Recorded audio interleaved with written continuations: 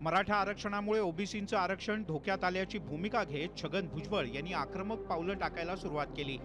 OBC नेत्यांची बैठक बोलावून त्यांनी मागासवर्ग आयोग, न्यायमूर्ती शिंदे समिती रद्द करण्याची आग्रही मागणी केली आहे। तसंच अधिसूचनेच्या विरोधात लाखोंच्या संख्येनं हरकती नोंदवण्याचा निर्धारही केला होता।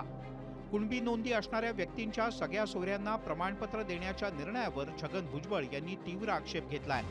मात्र सरकारनं घेतलेल्या निर्णयामुळे ओबीसींचं नुकसान होत आहे अशा निष्कर्षापर्यंत पोहोचता येत नाही तोपर्यंत भुजबळ यांच्या भूमिकेला पाठिंबा देणार नाही अशी भूमिका बबनराव तायवाडे यांनी घेतली आहे। आम्ही आता सर्व पदाधिकारी राज्यातले याची एक मीटिंग होईल आमची, याच्यावरती चिंतन मनन होईल आणि त्याच्यानंतर जर आम्हाला असं वाटेल की आमच्यावरती अन्याय झालेला आहे, एकदम तडकाफडकी वक्तव्य करून काय होणार, खरंच अन्याय झालेला आहे, त्या दिवशी मग मी आधी डिक्लेअर केल्याप्रमाणे या राज्यातील घराघरातील ओबीसी बाहेर पडून आपल्या संविधानिक अधिकाराचं रक्षण करण्याकरता जे पाहिजे त्या आंदोलनाच्या मार्गाचा आम्ही अवलंब करू।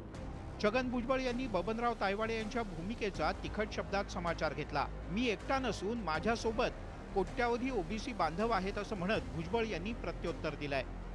बबनराव तायवाडेंनी असं म्हटलंय की ते तुमच्या भूमिकेचे समर्थन नाही म्हटले त्यांनी। ठीक आहे, नसेल तर नसेल। मला स्वतःला असं वाटतं की हे जे आहे ते आमच्यामध्ये 374 वाटेकरी होते वेगवेगळे जातीचे की ज्यांना आम्ही सामावून घेतलं। आता 1000 वाटेकरी झाले, म्हणजे 374 वाटेकरी जे आहे त्यांचा हक्क कमी होणार। आता सिंपल आहे। सगळे सोयरेचा मसुदा जुन्याच मसुद्याप्रमाणे असल्यानं ओबीसींचे वाटेकरी वाढणार नाहीत असा दावा बबनराव तायवाडे यांनी उपस्थित केलाय आणि त्याच मुद्द्यावरून त्यांचे छगन भुजबळ यांच्यासोबत मतभेद झालेत।